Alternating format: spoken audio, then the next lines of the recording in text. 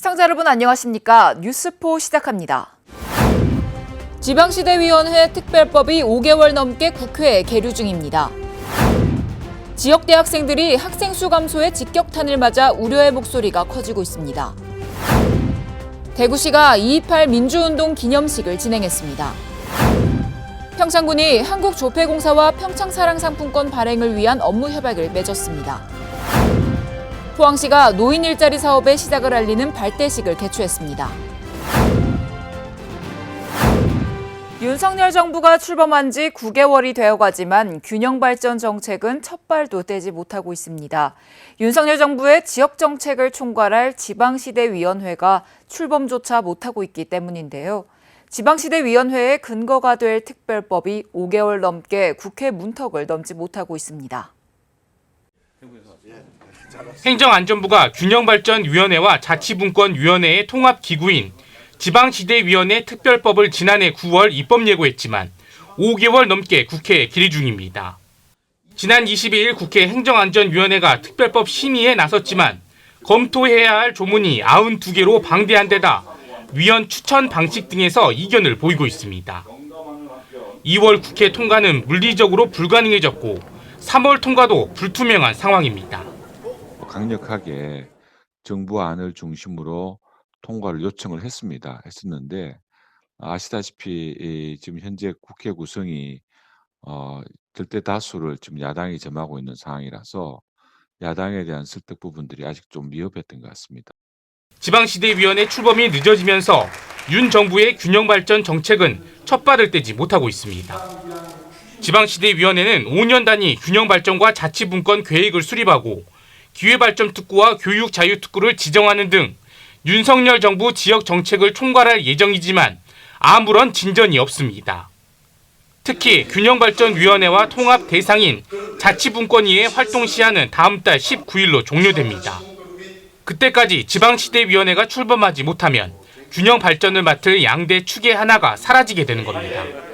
특히 또 지방이 지금 아사 직전에 있는 점을 고려한다면은 하루빨리 이 법안이 통과되어야 하고 또 국회에서 이것을 통과시켜 줄 것으로 기대를 하고 있습니다.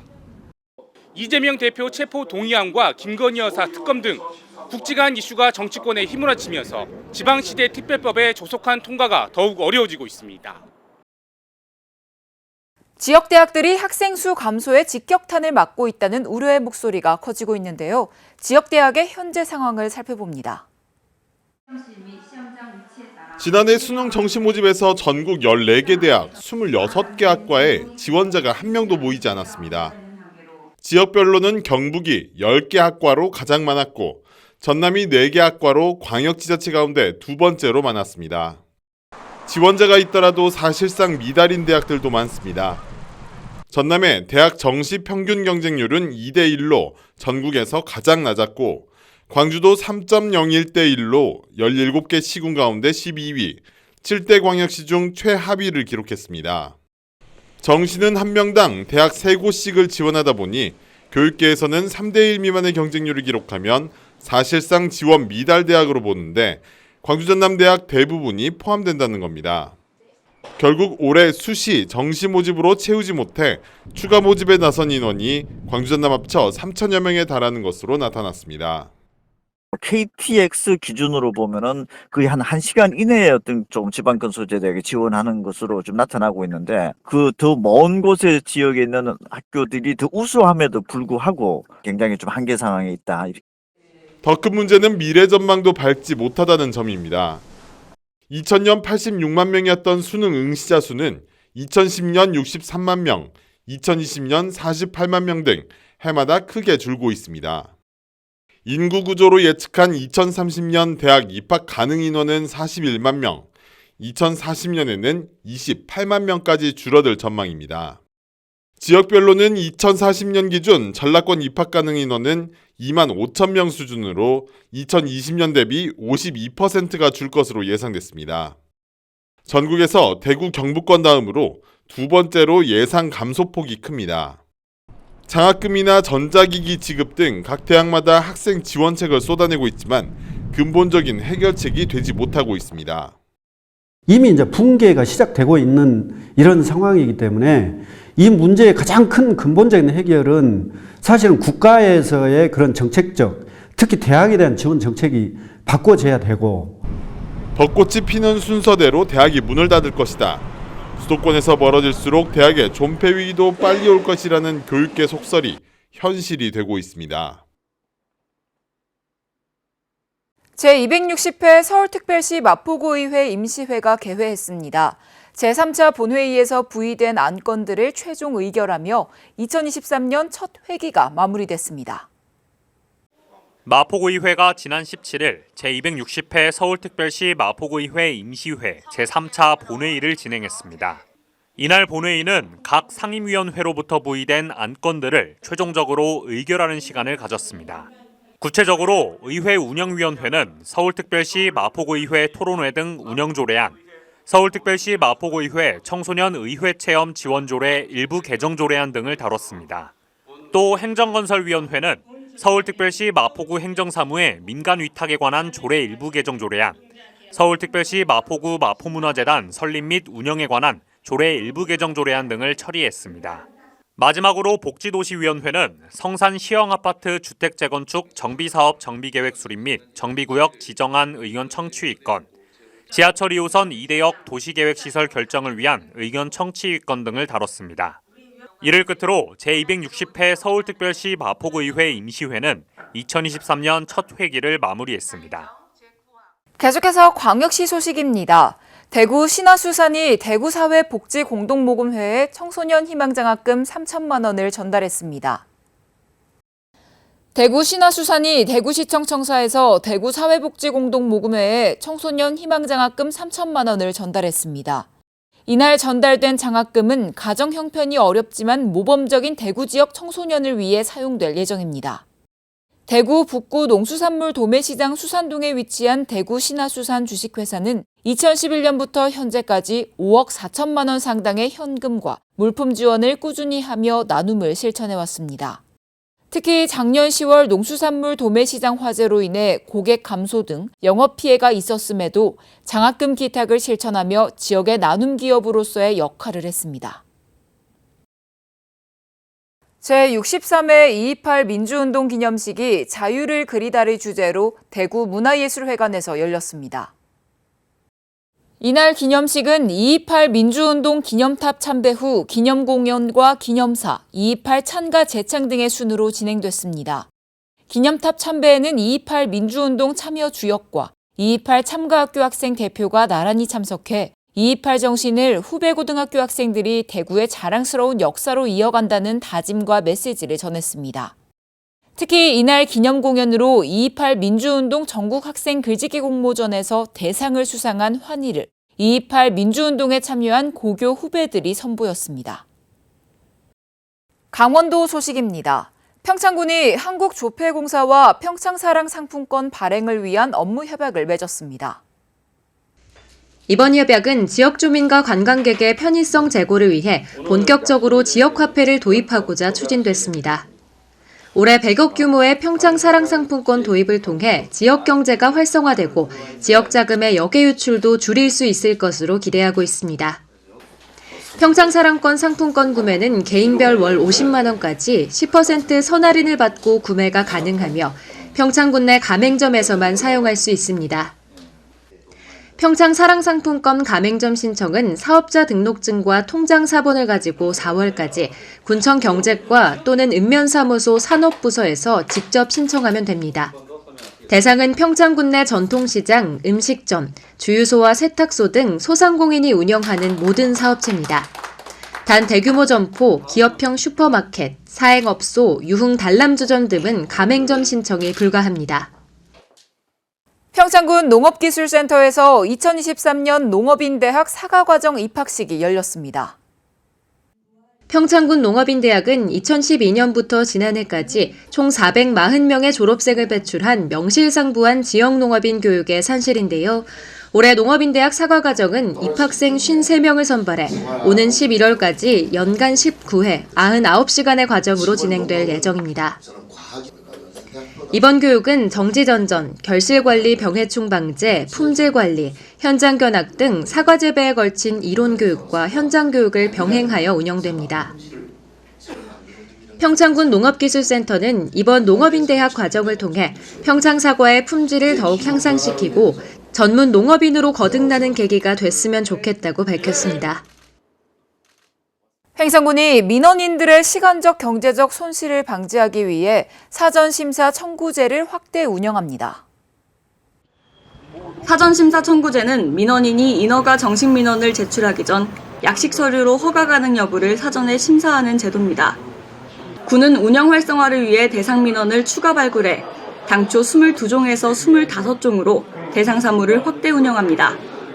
대상 사무는 청소년 수련시설 설치 운영 허가, 어린이집 인가 신청, 공장 설립 등의 승인 등으로 사전심사 청구서와 구비 서류를 허가 민원과 종합 민원팀에 제출하면 담당 부서 서류 검토 후 민원 처리 가능 여부를 민원인에게 통보합니다. 횡성군이 농촌 지역 환경 개선을 위해 4월 30일까지 영농 폐기물 집중 수거 기간을 운영합니다. 각 마을별 공동집화장에 보관 중인 영농 폐비닐은 반드시 성상별로 분류 배출해야 하고 폐농약병은 잔재물이 없는 상태로 반출해야 합니다. 군은 수거된 폐기물에 대해 보상금과 장려금을 지급하며 각 읍면 행정복지센터에서 보관 수거를 동시 진행합니다. 보다 자세한 사항은 횡성군 환경자원사업소 또는 한국환경공단 강원환경본부로 문의하면 됩니다. 계속해서 충청도 소식 전해드립니다. 충북도가 미래차 전환 지원을 위해 미래차 핵심 지원 시설을 구축하고 자율주행 선도기술 등을 집중 지원할 계획입니다.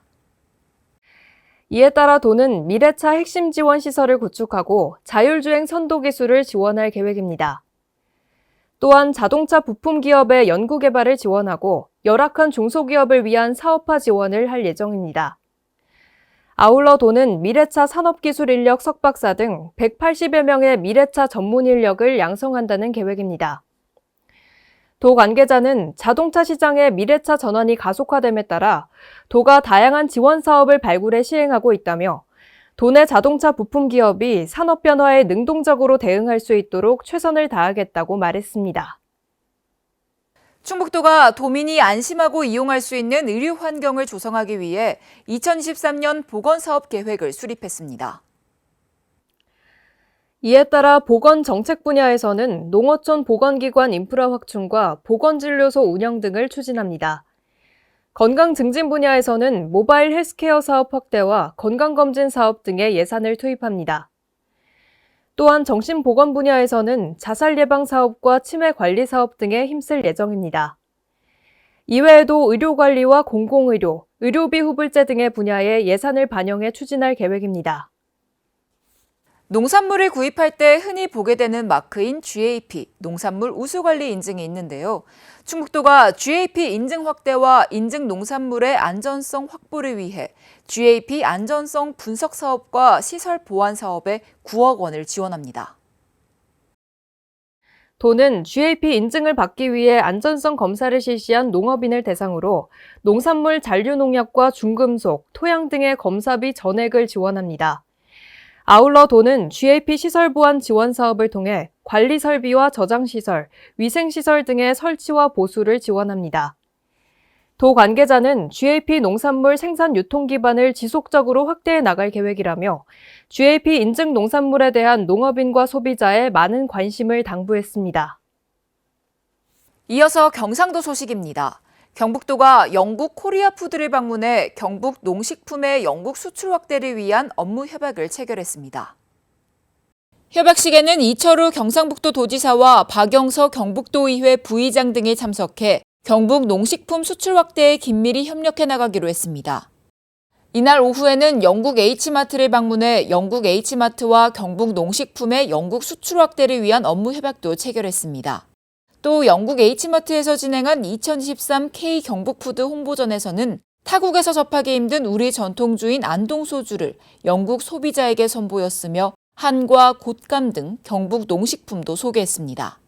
경북도와 영국 유수의 유통업체인 코리아푸드, 영국 H마트 간의 이번 업무 협약을 통해 경북에서 생산한 수출 유망 품목 발굴과 영국 시장 개척을 위한 홍보, 판촉, 판매 확대를 위해 상호 협력하기로 했습니다. 이를 통해 경북도는 기존 주력 시장인 미국, 일본, 중국을 넘어 해외 수출 시장을 확장할 계획입니다. 이철우 경상북도 도지사는 영국은 유럽의 주요 국가로 이번 홍보전을 통해 유럽 시장 진출에 교두보를 마련했다며 전통 방식을 유지 보존하고 있는 안동소주를 준비해 영국 소비자에게 선보이는 기회도 됐다고 말했습니다.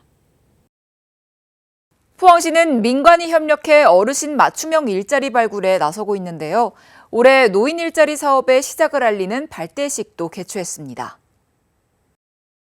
포항시는 20일 400여 명의 노인 일자리 참여자들과 포항 시니어 클럽 등 10개 사업 수행기관과 함께 노인 일자리 및 사회활동 지원 사업 발대식을 열었습니다. 이날 발대식에서는 지난해 일자리 및 사회활동 지원 사업 기여자에 대한 표창 수여, 안전한 노인 일자리 수행을 위한 결의문 낭독과 구호 제창, 안전관리 교육 등이 이어졌습니다. 또 노인 학대 예방 홍보, 노인 건강 체크 및 상담 등 부대 행사도 열렸습니다.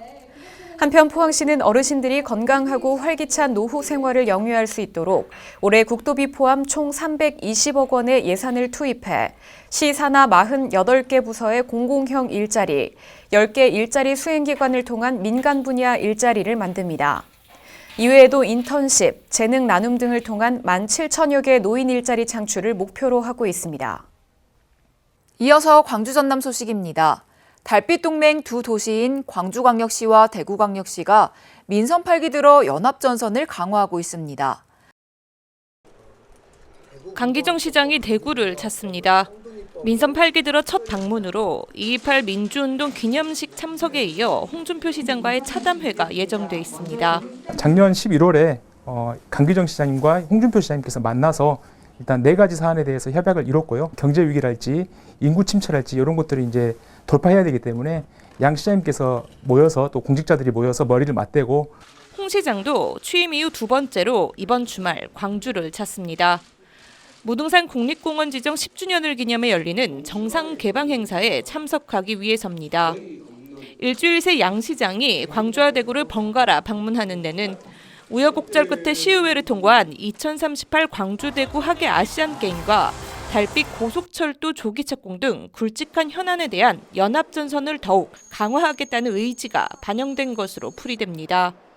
당면 과제는 광주와 대구시 모두 2월 통과를 기대했던 이른바 쌍둥이법, 광주 군공항 이전 특별법과 TK 통합신공항 특별법입니다. 국비 지원에 대한 정부의 부정적 기류와 가덕 신공항이라는 암초를 만나 상임위 소위에서 제동이 걸리면서 결국 3월 국회로 넘어가게 됐습니다. 대구의 공공항, 광주의 공공항이 민주당의 제1당에 의한 민주당에 의해서 잘 통과되고 있다는 그런 확신을 국민에게 주셨으면 하는 마음. TK 신공항법에 대한 논평을 한턴 홍 시장도 자신의 SNS에 이례적으로 유감을 표명했습니다. 무등산 수박과 사과를 나누며 특산물 교류로 협력을 다진 양 도시가 현안 해결을 통해 민선 8기 달빛 동맹의 날개를 달 수 있을지 관심입니다. 전남에는 완연한 봄 기운이 감돌고 있습니다. 광주 전남 주요 유원지마다 봄을 만끽하려는 나들이객들로 북적였습니다. 혹독한 한파를 이겨내고 세상에 나온 동백꽃이 붉게 달아올랐습니다. 따사로운 봄 햇살을 맞고 수줍게 고개를 내민 꽃망울은 그윽한 향기를 뿜어냅니다. 이번에 부산에서 오동도 처음으로 왔는데 주변에 바다도 있고 꽃도 많이 있으니까 보기 좋습니다. 아주 가족들 다 같이 한번 와보고 싶습니다. 담양의 대표 관광명소이자 천연기념물로 지정된 관방재림에도 나들이객들로 북적였습니다. 상춘객들은 담양천을 따라 펼쳐진 아름다운 길을 누비며 추억을 담습니다. 한결 풀린 봄 날씨 속 나들이객들의 야외 옷차림도 얇아졌습니다. 제가 대구에서 놀러 왔는데 날씨가 잘 풀려가지고 저도 저번 주까지는 패딩을 입고 다녔던 것 같은데 이렇게 사람들이 이렇게 많이 다니는 거 보니까 확실히 봄이 좀 온 것 같습니다. 오늘 남도 지역은 광양의 낮 최고 기온이 16.5도까지 오르는 등 평년 기온을 4도 정도 웃도는 따뜻한 봄 날씨를 보였습니다. 봄이 성큼 다가오면서 오는 4일 순천 홍매화 축제를 시작으로 10일엔 광양 매화, 11일에는 구례 산수유 등 봄꽃 축제들이 잇따라 열립니다. 이른 봄 소식과 함께 올해 개나리와 진달래의 개화 시기는 평년보다 적게는 2일부터 많게는 9일까지 빨라질 전망입니다. 특히 개나리는 오는 12일부터 남부지방을 시작으로 꽃망울을 터뜨릴 예정입니다. 벚꽃 개화 시기도 평년보다 최대 일주일 정도 빨라질 것으로 보입니다. 각종 세제 혜택을 받는 민간 임대주택 임대사업자들이 임차인들에게 횡포를 부리는 사례가 잇따르고 있습니다. 한 민간 임대주택은 임차인들에게 1년마다 퇴거가 가능하다고 안내해놓고 서류엔 계약 기간을 10년이라고 명시했는데요. 시세보다 높은 가격 탓에 임차인들은 꼼짝없이 10년을 살아야 하는 처지입니다.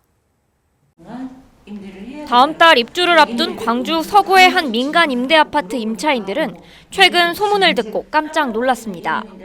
새 임차인을 찾지 않으면 이 아파트에서 10년 동안 퇴거할 수 없다는 내용이었습니다. 지난해 말까지만 해도 1년 단위 갱신 때마다 퇴거가 자유롭다고 안내했던 임대사업자 측이 얼마 전부터 전혀 다른 답변을 내놓고 있는 겁니다. 보증금 액수도 주변 시세보다 1억 원 이상 비싸 새 임차인을 구할 길도 없습니다.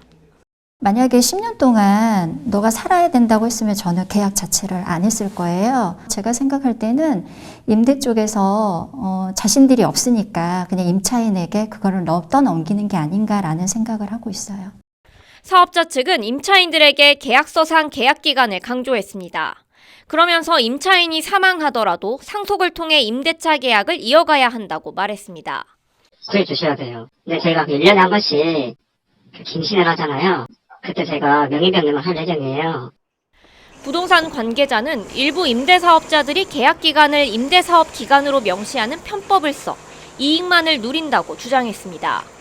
법 취지와 달리 부동산이 호황일 땐 갱신 때마다 보증금을 법정 한도 내에서 최대한 올리고 불황일 땐 임차인을 묶어두는 식으로 이용한다는 겁니다.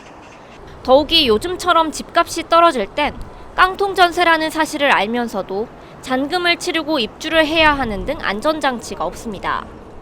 건설사들이 갑의 유치를 이용해서 법의 사각지대에서 임차인들에게 피해를 줄 수 있는 부분이 있는데 관련 법령들을 검토해서 재정비할 필요가 있습니다.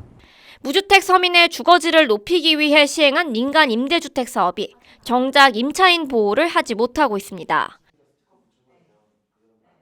3월이 되면서 개강과 입학 등 새로운 시작을 준비하는 분들이 많은데요.